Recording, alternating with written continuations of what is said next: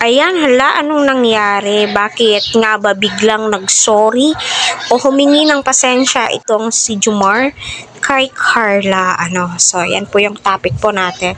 At, totoo nga ba ang age doesn't matter? Unang-una, gusto ko po yan i-explain. Yes, naniniwala po ako kahit na malayo po yung agwat ng taon po ninyo. Once na nagkakaintindihan po kayo, may tiwala kayo sa isa't isa, may respeto po kayo, ay mag-workout po talaga ito.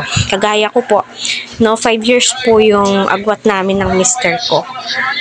So, bali kuya ko lang siya. Pero, hindi naman po ang basihan yung edad.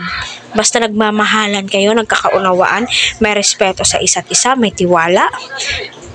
Magkiklik po talaga yan. So, ramdam naman po natin na sincere si Jomar kay Carla.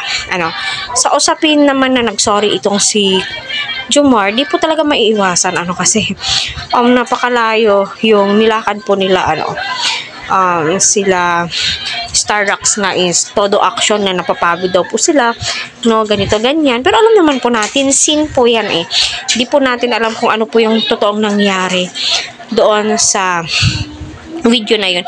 Pero ang alam ko sa sarili ko is, nag-e-enjoy ako habang pinapanood ko po sila. Tinitignan ko yung reaction ni Carla kasi nga, di ko po lubos akalain na grabe, napakaganda po talaga ng bahay ni Kuya Jomar. Although, napanood ko na po ito kay Sergio Lumags noon. Pero, hindi po pinakita yung buong bahay. Background lang. Ilan lang po yung mga video clip na nahagip po doon. Although, sa labas ng bahay, hindi po talaga malaman siya. My God, ang sarap kayong tumira doon. Lalong-lalo na ramdam mo sa sarili mo na yung taong andoon ay napakabait, open arms, welcome na welcome ka.